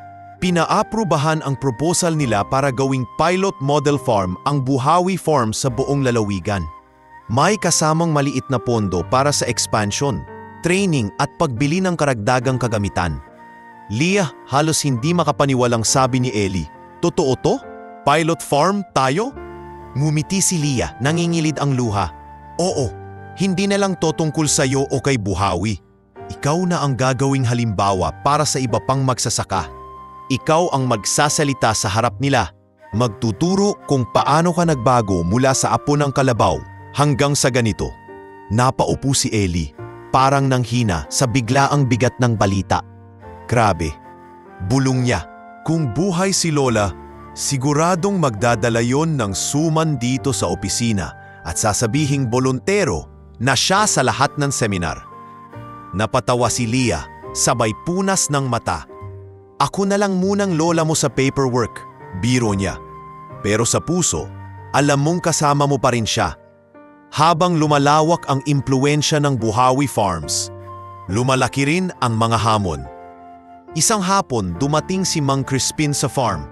Hindi na kasing bangis ang itsura, pero halatang hindi pa rin nawawala ang pagiging tuso. "Eli," bungad nito, nakahawak sa baywang. "Kailangan nating mag-usap." Nagkatinginan sina Eli at Basti. "Tungkol po saan, Mang Crispin?" Mahinahong tanong ni Eli. "May offer na bumili ng lupa ko," diretsong sagot nito. "Isang developer mula sa syudad. Gagawing resort daw. Malaki ang alok at kasama sa bibilhin, itong lupang inarkila mo." Parang biglang lumamig ang paligid. Ang demo farm, ang kulungan, ang dairy room, ang maliit na karinderya. Lahat ng iyon ay nakatayo sa lupang iyon. "Ibig niyo pong sabihin, hindi makapaniwalang sabi ni Eli, kapag binenta niyo, mawawala kami rito?" "Hindi kita pinaalis ngayon," sagot ni Mang Crispin, umiwas ng tingin. "Pero kapag na-finalize na yung bentahan, baka wala na umagawa. Business lang to, Eli, walang personalan." Napakuyom ng kamao si Basti. "Business? Paano naman kami? Paano si Eli? Paano yung mga batang kalabaw?" Hinawakan ni Eli ang balikat ni Basti para pigilan ang mas matinding salita. Tumingin siya kay Mang Crispin, diretso sa mga mata nito. "Magkano po ang alok sa inyo?" Anong niya kalmado pero matalim. Nabanggit ni Mang Crispin ang halagang hindi kailanmang inakalang maririnig ni Eli sa totoong buhay. Milyon, ilang beses na mas malaki kaysa kinikita nila sa ilang taon.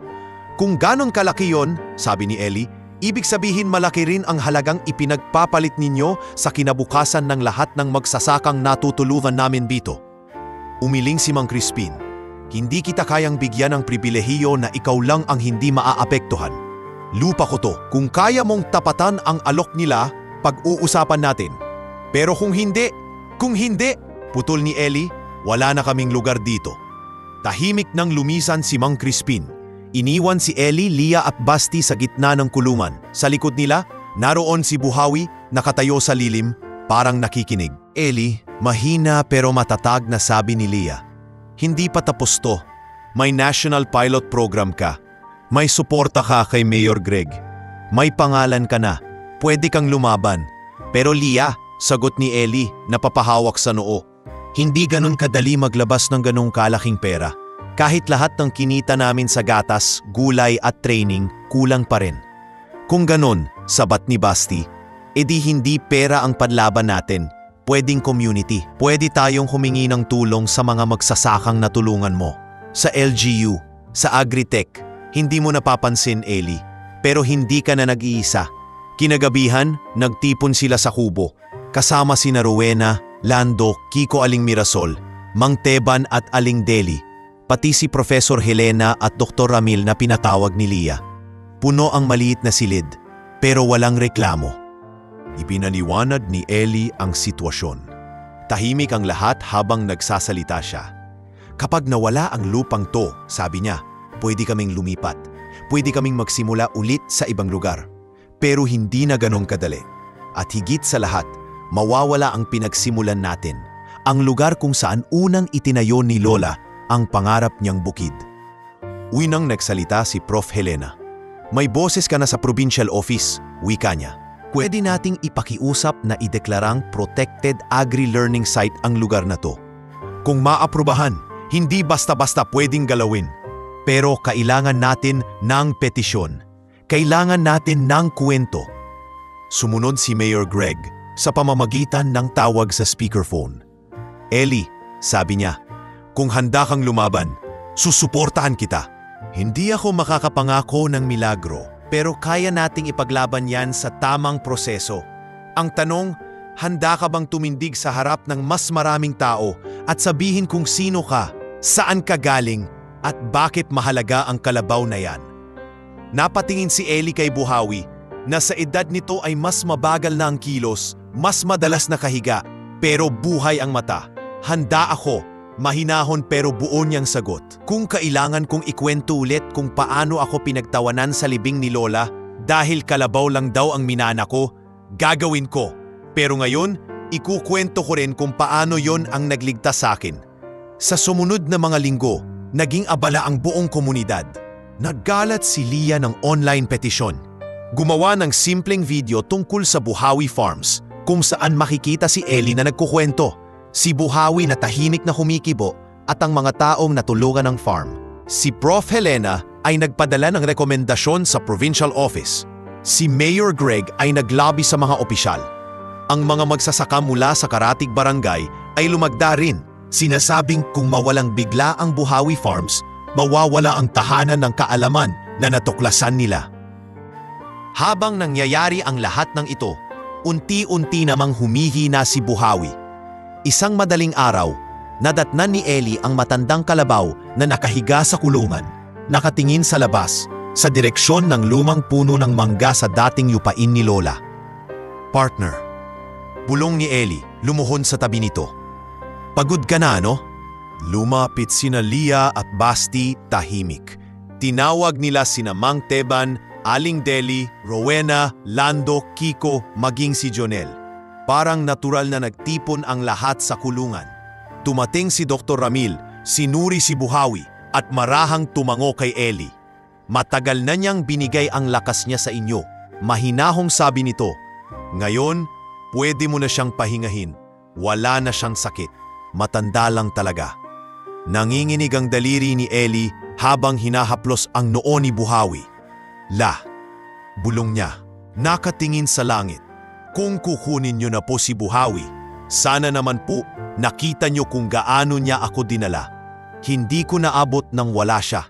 Isa-isa, lumapit ang mga tao. Si Basti, kiniliti ang tenga ng kalabaw. Salamat Boss Buhawi, aniya. Kung hindi dahil sa'yo, hindi sana ako naging supervisor. Si Leah, ipinatong ang kamay sa likod ng kalabaw. Salamat sa pagdala kay Ellie dito. Mahina niyang sabi. Dahil sa'yo, hindi lang farm ang natagpuan ko. Pamilya rin. Si Jonel, nangingilid ang luha, mararang humaplos sa leeg ni Buhawi.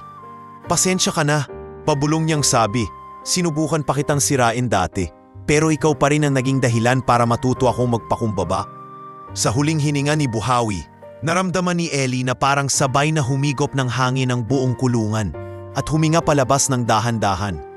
Tahimik, payapa, hindi sigaw, hindi iyakan, kundi mga patak lang ng luha ang bumagsak sa lupa.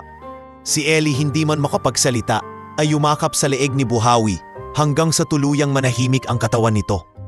Ilang linggo matapos ang paglisan ni Buhawi, dumating ang balita mula sa lalawigan. Tinaaprubahan ang pagdedeklara sa lupain bilang Provincial Agricultural Learning and Heritage Site. Hindi ito pwedeng gawing resort. Hindi basta-basta pwedeng kuhanin ng sinumang developer.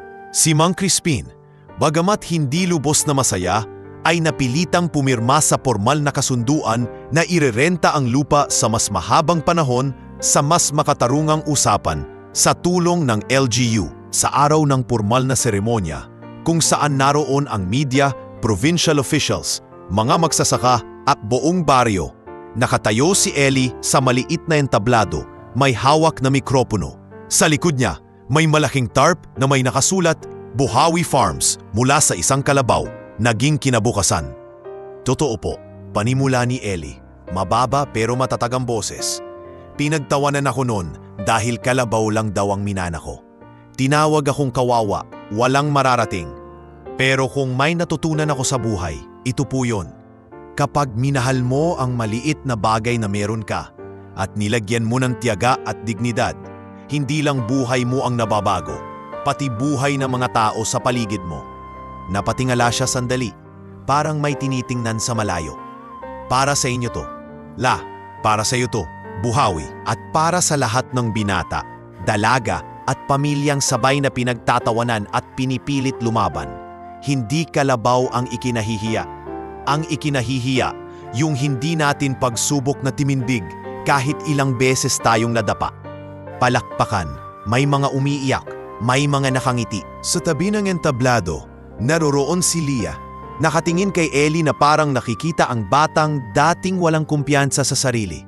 Ngayon ay hinahangaan ng buong bayan. Si Basti, taas kamaong sumigaw. Mabuhay si Ellie! Mabuhay si Buhawi! Siningdan ang sigaw ng buong baryo. At sa hangin na dumadampi sa bukid, sa tunog ng mga batang kalabaw na naiwan bilang lahi ni Buhawi, at sa pag-uusap ng mga taong dati hindi man lang siya pinapansin, ramdam ni Ellie na natupad na niya ang pangako niya kay Lola. Hindi naging katawa-tawa ang iniwan nitong kalabaw. Sa halip, ito ang naging susi sa pagyaman niya. Hindi lang sa bulsa, kundi sa puso at dangal na hindi na kailanman mananakaw ng kahit sino.